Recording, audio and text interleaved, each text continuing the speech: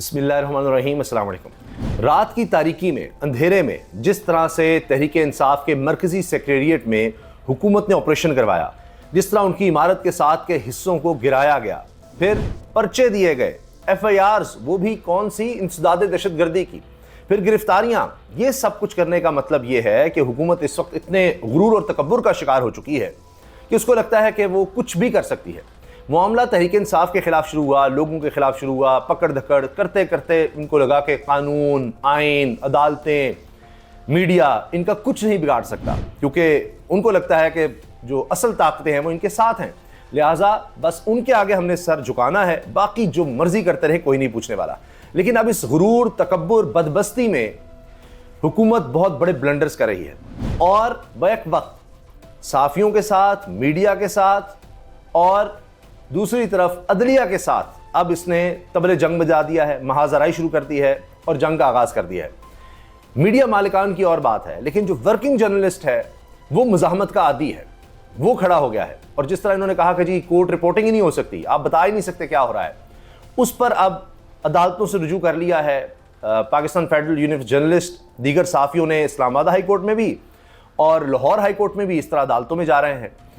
अच्छा, दूसरी तरफ क्या हो रहा है कि इन्होंने कहा कि जी चाहे अदालतें इजाज़त ही देती रहे कि जी आइन और कानून में लिखा है कि तहरीक इंसाफ को जलसा करने की इजाज़त है। जब इस्लामाबाद हाई कोर्ट की तरफ से इजाज़त दी गई तो इन्होंने कहा नहीं, हुकूमत का नुमाइंदा DC है, उसने कहा जो मर्जी कर लें, अदालत कौन होती है, कोई इजाज़त नहीं देंगे। इजाज़त देना दूर की बात है, हम तो उनका मरकज़ी सेक्रेटेरिएट गिरा रहे हैं, वहाँ जाकर लोगों को पकड़ रहे हैं, गिरफ्तार कर रहे हैं, छापे मार रहे हैं और इमारत के हिस्से गिरा रहे हैं बगैर किसी जवाब के। बस वो जी नोटिफिकेशन दिए हुए हैं, फलां दिए हुए हैं, इनको कुछ मिला ही नहीं, वो किसी और के खाते में डाले हुए हैं जो पहले कोई मालिक था। तो अब जब ये काम शुरू किया तो इस्लामाबाद हाई कोर्ट में तौहीन अदालत की दरख्वास्त चली गई कि जी हाई कोर्ट ने हमें इजाज़त दी कि जलसा करें, DC इजाज़त नहीं दे रहा। तो अदालत के अहकामात की भी जब खिलाफ वर्जी हुई तो अब हुआ यह है कि डिप्टी कमिश्नर के खिलाफ, जो वफाकी दारुल हुकूमत इस्लामाबाद में समझता है कि स्याह सफ़ेद का मालिक इसलिए है कि हुकूमत को सिर्फ उसने सर्व करना है, अवाम को नहीं, तो हुकूमत का जो भी हुक्म होगा वो यही है कि भाई हमारे मुखालिफिन को दबा दो। तो हमने देखा कि बाबर सत्तार साहब ने भी जो कार्रवाई की थी, उसके बाद जिस तरह उनको बचाने की कोशिश हुई तो लगा कि यार हमें हर कोई बचा लेगा, अच्छी पोस्टिंग मिलेगी और DC से मैं कमिश्नर हो जाऊंगा, डिप्टी कमिश्नर से सीधा कमिश्नर बनूंगा, फिर पता नहीं कोई सेक्रेटरी लगूंगा, मरात मिलेंगी और गाड़ियाँ और पैसा और दौलत और इख्तियार। तो जनाब सवाल ही पैदा नहीं, अदालत इजाज़त दे भी तो हम नहीं देंगे, तो अब लेने के देने पड़ गए हैं और तौहीन अदालत की कार्रवाई का नोटिस भेज दिया गया है जी DC को। इसके अलावा ये भी दरख्वास्त गई तहरीक इंसाफ की तरफ से कि जी इनको फौरी बुलाया जाए। तो जज साहब ने कहा जी पीर को हम इसलिए नहीं रख रहे कि मैं पीर को मौजूद नहीं हूँ, मंगल को हम रख लेते हैं। तो मामला आगे भी नहीं जा रहा। 28 मई को जनाब अब ये DC की तलबी हो गई है। दूसरी तरफ इस्लामाबाद हाई कोर्ट से हुक्मनामा आ गया है कि कोई तादीबी कार्रवाई मीडिया के खिलाफ नहीं हो सकती। पैमरा नोटिफिकेशन दिया कि जी आप अदालत की कवरेज नहीं कर सकते, रिमार्क्स नहीं बता सकते, अदालत की कार्रवाई को रिपोर्ट नहीं कर सकते। इस पर जवाब तलब किया जा रहा है सेक्रेटरी इत्तलात से भी, पैमरा से भी, कि पैमरा किस तरह नोटिफिकेशन कर सकता है। यानी अदालत का आप देखिए ना कि एक रवैया अब नज़र आ रहा है कि ये तो हमारे अहकामात की खिलाफ वर्जी हो रही है और महाज बना लिया गया है कि जजेस को दबाव में लाना है और जितने इदारे हैं उनका इस्तेमाल अदलिया के खिलाफ होना है। नहीं, पैमरा ने ये जुबानबंदी साफ़ियों की नहीं की, सिर्फ ये जजेस की कर दी है कि जजेस कुछ भी कहेंगे, आप बता ही नहीं सकते कि जजेस क्या कह रहे हैं, वो क्या सवाल कर रहे हैं, वो क्या बोल रहे हैं, नहीं हो सकता। उस पर आपने देखा कि लेने के देने इसलिए भी पड़े हैं कि जस्टिस मोहसिन अख्तर कियानी ने तो कह दिया कि लाइव कवरेज होगी, अगली लाइव स्ट्रीम होगा, छोड़ दें आप लगा रहे थे पाबंदी, अब पूरी दुनिया देखेगी। पहले तो था कि रिपोर्ट कर रहे हैं, साफ़ी आकर रिपोर्ट करें, ये बात हुई, ये बात हुई, अब जो देखना चाहेगा जनाब वो लाइव स्ट्रीम के थ्रू देख लेगा। ये एक मसला हुकूमत ने खड़ा कर लिया। लाहौर हाई कोर्ट में अलग से केस गया है और chief justice Lahore high court का डटे रहना, दलेरी, बहादुरी और दबाव में, धमकियों में ना आना काम कर गया। और जिस तरह बुलाया गया था कि जी मरीम नवाज साहिबा वज़ीर आला पंजाब अगली दफ़ा आएँ, क्यों नहीं जजेस तैनात किए जा रहे इंसदाद दहशतगर्दी की अदालत के, और सब बता रहे थे कि इसलिए नहीं किए जा रहे कि जजेस आ गए तो फिर केसेस चलाने पड़ेंगे और आज़ाद जजेस आ गए जिनको हुकूमत चाहती है उनको लगाया जाए, अगर वो नहीं आएंगे तो फिर तो तहरीक इंसाफ के लोग छूटने लग जाएंगे। डॉक्टर यास्मीन राशिद साहिबा आप देख लीजिए, अभी भी हॉस्पिटल में हैं, उनकी तबीयत कितनी ख़राब है, तो ये लोग छूटने लग जाएंगे। हमने तो जुल्म के पहाड़ अभी तोड़ने हैं, इनको छोड़ना तो नहीं है।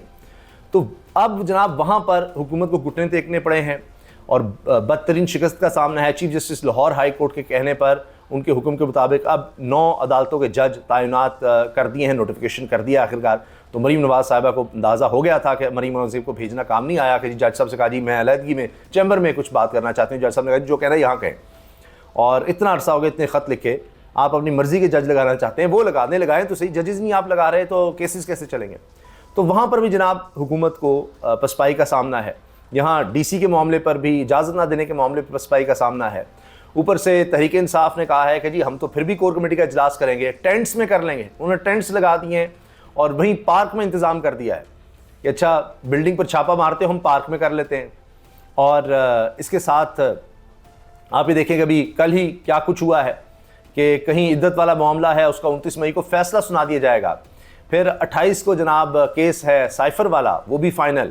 और कल ही फैसला आया कि बलूचिस्तान हाई कोर्ट ने भी चीफ जस्टिस की अदालत से इमरान खान को बड़ा रिलीफ मिला है कि आर्टिकल 6 के तहत जो कार्रवाई का केस था, गद्दारी बगावत के मुकदमे केस था, वो दरख्वास्त ही खारिज हो गई है।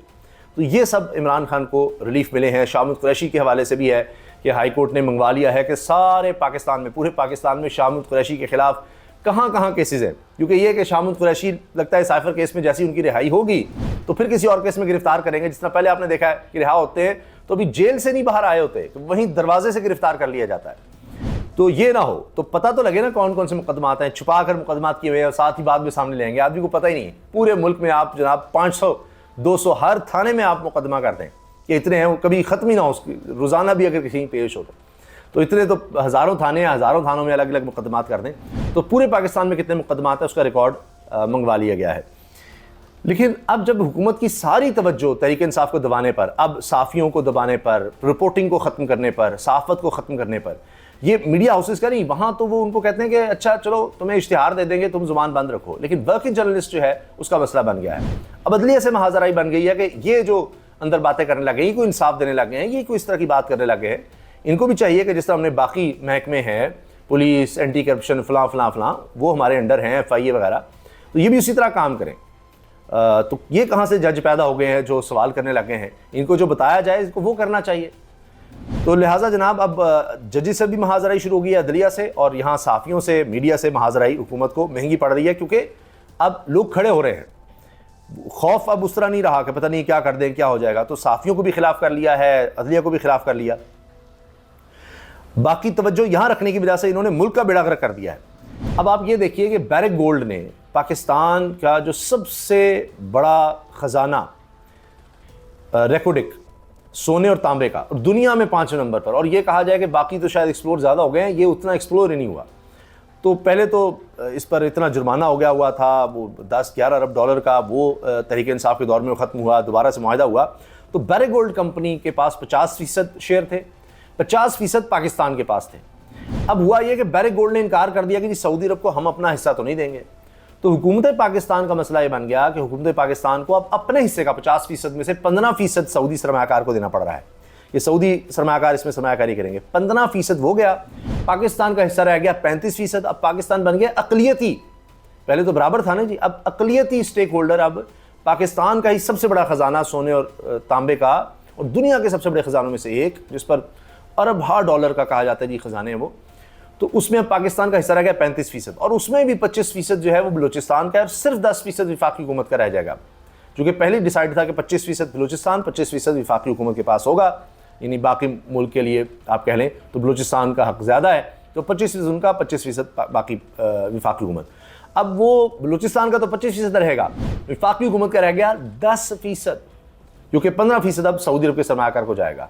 तो ये है इनकी कारकर्दगी हुकूमत की। अच्छा, उसके अलावा सुनिए नईम अशरफ भट्ट साहब, ज़ाहिर बताने का मकसद ये, जब आप खुद अपने पैरों पर नहीं खड़े होंगे तो सरमायाकारी चाहिए होगी, फिर ज़ाहिर है आप कहेंगे जी सऊदी अरब से 15% के बदले सरमायाकारी हो रही है तो चले हम करते हैं, हमारे पास तो करने को कुछ है नहीं।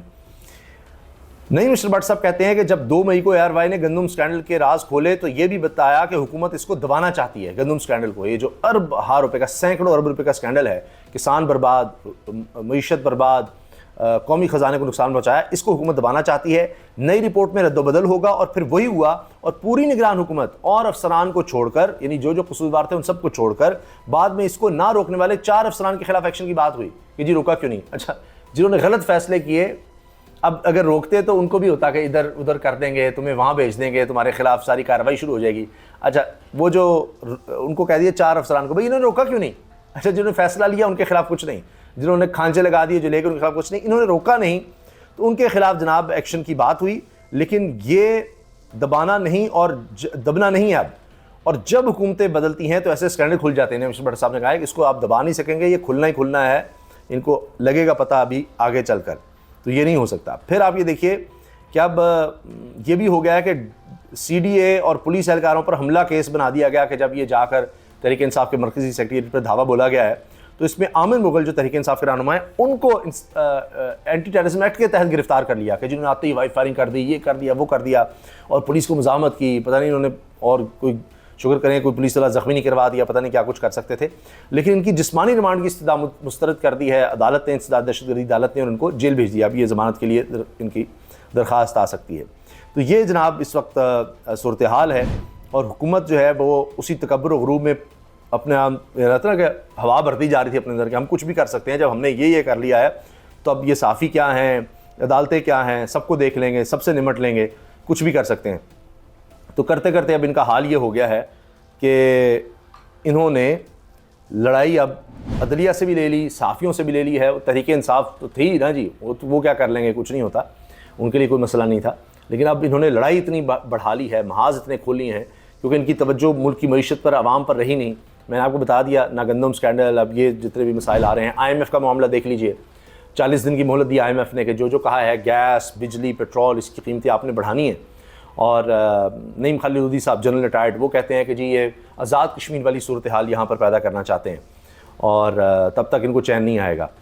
तो ये हालात इन्होंने पैदा कर दिए हैं। सिर्फ ये कि आप ये देखें कि अभी खबर आई, ये तो सिर्फ दिखाने के लिए कि जी पैसे नहीं है, फलानी है, इलेक्शन कमीशन ने फिर इजाज़ी तौर पर पता नहीं कितनी तनख्वाहें मज़ीद दे दी हैं। तो यहाँ पर अगर आप वज़ीर आला हाउसेस को देखेंगे, गवर्नर्स को देखेंगे, आप वज़ीर आज़म को देखेंगे, सरकारी इदारों को देखेंगे, आप उनका रहन सहन, आना जाना, गाड़ियों का प्रोटोकॉल, आपको कहीं नहीं लगेगा कोई माशी मसला है। ये सिर्फ आवाम के लिए है ना, गंदम नहीं खरीद सकते, लोगों को रिलीफ नहीं दे सकते, उसके लिए माशी मसला है। अपनी ज़ात के लिए इनके पास बहुत पैसा है, बहुत दौलत है, तो मुल्क जो है उसको बर्बाद कर रहे हैं, उसकी मईशत। अब जी IMF से हम जो IMF कहेगा वो करना होगा, और उसके ज़रिए कि जब वो कर लेंगे तो अब लोग ना निकलें, लोगों को कैसे दबाना है उसकी प्लानिंग है। तो उसके लिए धाक बिठानी है, उसके लिए पहले ही मीडिया को कंट्रोल कर लो, अदालतों को कंट्रोल कर लो। लेकिन ये बहुत बड़ा ब्लेंडर कर गए हैं, और अब ये इनको बड़ी शदीद मुज़ाहमत का आने वाले दिनों में सामना होगा, और ये भी इनको मुँह की खानी पड़ेगी। ये जो रिपोर्टिंग का सिलसिला रोकने के लिए, या जुबाबंदी जजेस की भी करें और साफ़ियों को भी करें, इसमें भी इनको आप देखिएगा अभी ज़्यादा अरसा नहीं, कोई हफ्तों पे नहीं चलेगा मामला, ये दिनों में आप देखिएगा कि ये पैमरा का नोटिफिकेशन ही फारिग हो जाएगा। अल्लाह हाफ़िज़।